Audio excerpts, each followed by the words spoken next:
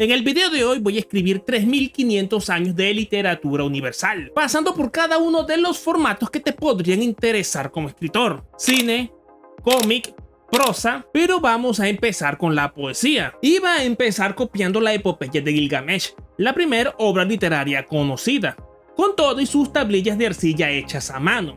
Pero se presentaron dos problemas. Resulta que el cuneiforme, el lenguaje escrito utilizado en las tablillas de arcilla, no está del todo traducido, y el texto de Gilgamesh es incomprensible para los no eruditos. En su lugar voy a escribir a mano el poema El Cuervo de Edgar Allan Poe. Mientras tanto, esto me da la oportunidad de explicar dos pequeñas cosas al respecto. Copiar los textos de tus autores favoritos puede ser un ejercicio muy esclarecedor, pero por alguna razón que yo no termino de entender, este efecto solo se da cuando tú escribes a mano el texto en cuestión, y este ejercicio en particular me permitió corroborar algo que ya intuía. Si quieres saber de poesía, tienes que leerla en su idioma original. Al traducir un texto, en particular un poema, muchas de las sutilezas del lenguaje original se borran por completo. De hecho, esto mismo ocurre con El Cuervo. Incluso sin llegar a entender al 100% el texto en su inglés original, se nota como las rimas de Edgar Allan Poe van en una cadencia que se repite y se repite como si fuera un lamento.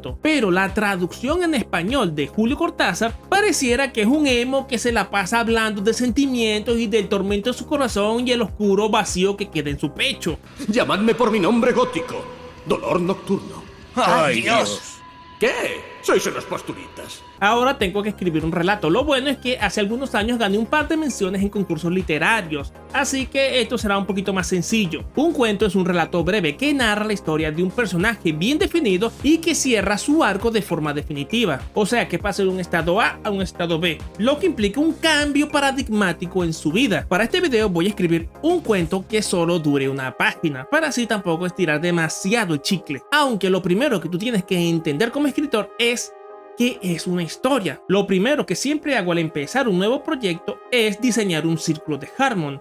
Esta es una herramienta diseñada por Dan Harmon, el creador de Rick y Morty, que desglosa los eventos más importantes que deben ocurrir en todas las historias y el orden en el que deben darse. Estos 8 pasos serían: conocemos a un personaje en su status quo, pero él quiere algo, y debido a este deseo sale al mundo a perseguir este sueño, por lo cual diseña un plan y se adapta a las circunstancias presentes. Al final consigue su objetivo, pero a un gran precio, tras lo cual regresa a un nuevo status quo habiendo cambiado por los eventos de la narración. Al delinear estos 8 pasos, vas a tener las bases para un relato, y esta va a ser la materia prima de cualquier narración que tengas en mente, la cual estará condicionada por el tipo de formato que tú decidas utilizar. El cuento que tengo entre manos gira alrededor de un hijo que quiso seguir los pasos de su padre, ser un relojero, pero este le negó este destino al considerarlo inútil, y no es hasta la muerte del padre que el hijo se reencuentra con todos estos sucesos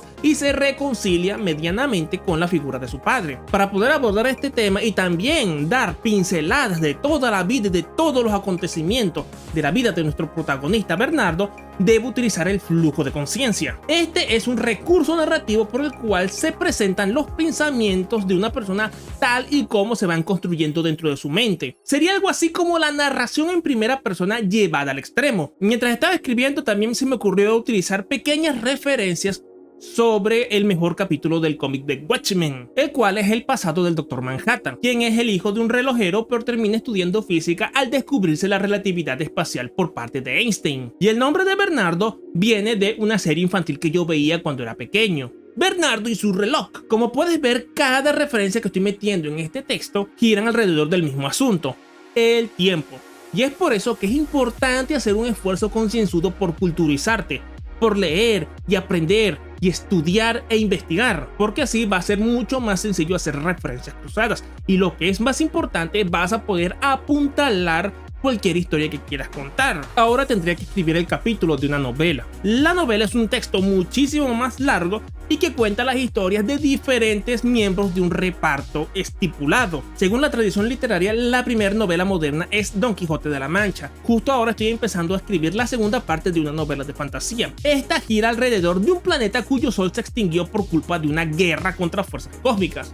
Así que el primer emperador, Elian, construyó el Gran Faro, la única fuente de luz que queda en el mundo. Durante 300 años, sus descendientes trataron de mantener el faro encendido, y la única solución que consiguieron para ello fue reclutar a las guardallamas, sacerdotisas capaces de recolectar el fuego que emiten todas las formas de vida y que representan la fuerza de voluntad de las personas, y con ella ir alimentando poco a poco el faro. Pero por desgracia, incluso con estos esfuerzos, el fuego del faro se está extinguiendo poco a poco. Dastan, nuestro protagonista, debe llevar a Verónica, una de las últimas guardallamas que quedan, al faro antes de que este se extinga para siempre. También cuenta la historia de Amaris, la hija de Elian IV, el último emperador, quien debe evitar que salga a la luz una conspiración que amenaza los cimientos del imperio.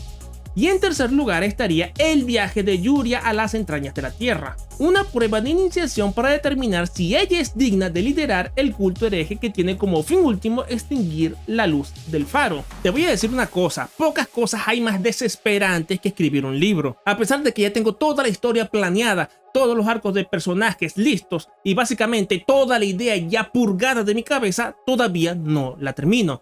Llevo 80.000 palabras escritas y todavía falta un tercio más de la novela. Para que te hagas una idea, la primera novela de Doom de Frank Herbert tiene poco más de 110.000 palabras, y se rumorea que se ha tardado tanto en escribir Vientos de Invierno, el sexto libro de la saga de Juego de Tronos, porque el libro es tan endemoniadamente grande que ya es incluso poco práctico tratar de leerlo en físico. Escritores como Brandon Sanderson y Stephen King también son especialistas en escribir mamotretos interminables, pero aún así no le ganan a Marcel Proust, quien todavía conserva el récord mundial sobre la novela más larga jamás escrita.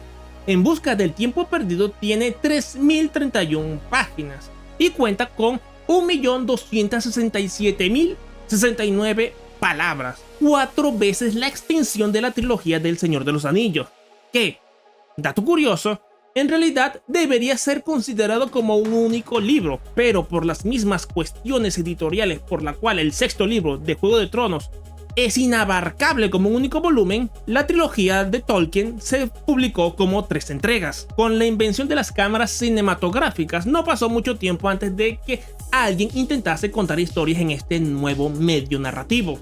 Así nació el cine.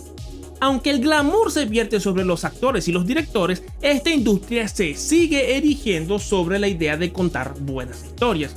En este caso, escribir buenos guiones. Para este video voy a reescribir las primeras páginas de una película animada en la cual he estado trabajando durante algún tiempo, para luego presentarla en concursos y financiamientos y ese tipo de cosas. De momento se llama Experimento Walpurgis. Cuenta la historia de un niño obsesionado con lo místico y lo esotérico en secreto porque su madre es una mujer muy estricta. Con la ayuda de su vecina despierta sus poderes psíquicos, pero le borra la memoria a su madre en el proceso. Así que ahora tendrá que recuperar los recuerdos perdidos antes de que se pierdan para siempre en el inconsciente colectivo. A diferencia de una novela o de cualquier otro libro que es un producto terminado que tú puedes comprar y disfrutar y se acabó, un guión es una guía, un documento que debe servirle al director y a todo el equipo involucrado en cómo deben producir la película. Esto condiciona la forma en que se redacta el guión, empezando por el programa que es recomendable utilizar. Scenaris es la mejor opción gratis que pude conseguir,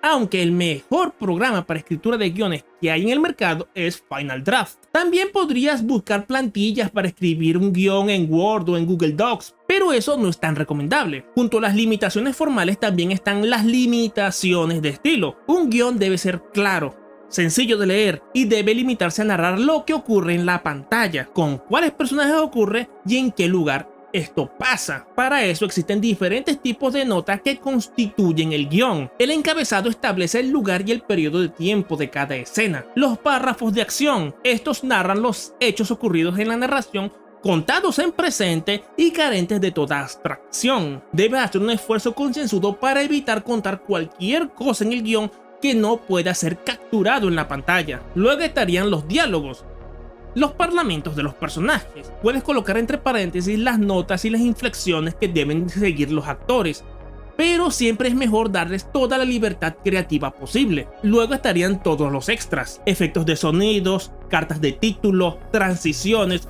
fin de tal o cual acto, cualquier texto o agregado que se agregue después como tipografía dentro de la pantalla. Eso es lo básico, eso es lo elemental, lo fundamental que debes entender a la hora de escribir un guión. Si quieres que haga un video deteniéndome en exclusivo en el formato y en el cómo escribir un guión cinematográfico, déjamelo en los comentarios. Así que aquí tengo abierto el Scenaries, donde tengo el borrador del guión, y la clave de todo esto sería presentar una primera escena que me permite introducir el conflicto principal de la historia y de paso también introducir al lector, a la persona que lea y analice este guión, con el universo que estoy proponiéndoles. Esto requiere mucho trabajo de reescritura y de plantear diferentes alternativas para un mismo problema, pero aunque no lo creas, justamente esto incentiva la creatividad. Limitar tus opciones obliga a la mente a pensar fuera de la caja, limitaciones que también incluyen la extensión del texto. Cada página de texto de un guión equivale o debería equivaler a 1 minuto de metraje, así que obligatoriamente debes contener la historia que quieras narrar en un guión en 120 páginas para una película de duración promedio, en 90 páginas si quieres escribir una película animada convencional, o en 60 páginas si quieres escribir un capítulo de una serie de larga duración. Así que luego de estas primeras 3, 4 o 5 páginas llegué a la conclusión de que lo mejor sería empezar la historia con una introducción a lo creepypasta de un video en el que se va hablando sobre qué es el Walpurgis y en el hospital abandonado, que va a ser una locación muy importante al final de la historia. Ahora voy a escribir las primeras 4 páginas de un cómic. Al igual que el cine, en los cómics los escritores redactan un documento que sirve para guiar a los productores del producto final. En este caso, al dibujante, al rotulador y al colorista. Y este es un tip muy interesante que te puede ayudar a la hora de quedarte sin ideas. La mejor solución para resolver este problema es utilizar la ingeniería inversa. Tomar las obras que te gusten o que les veas mucho potencial, deconstruirlas, sacar los elementos aprovechables y volverlos a ensamblar, resolviendo los problemas narrativos que les encuentres y dándoles tu propio matiz. Así que agarré elementos de Los Hombres de Negro,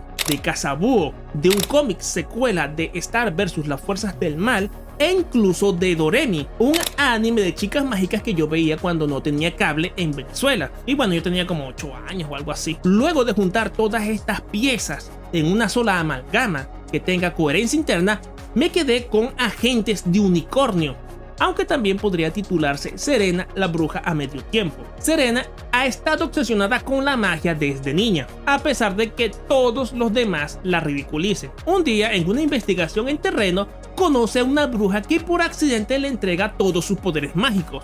Así que ahora Serena deberá ser reclutada por la organización que impide que se revele el secreto de la magia al mundo. Y ahora que tengo la historia, es hora de darle forma. El cómic funciona a través del arte secuencial, una serie de imágenes que representan los hitos claves de la historia. Estas imágenes se llaman viñetas. Entonces, como escritor, debes saber escribir cada una de estas viñetas. El primer problema que podrías encontrar es que no existe un formato unificado para escribir cómics. No es como el cine, que ya está todo muy estandarizado. Por fortuna, en Final Draft existe una plantilla perfecta para escribir cómics, y a pesar de tener esta herramienta conmigo, me costó mucho pasar la primera página, más que nada porque esta es una forma de escritura a la que no estoy acostumbrado.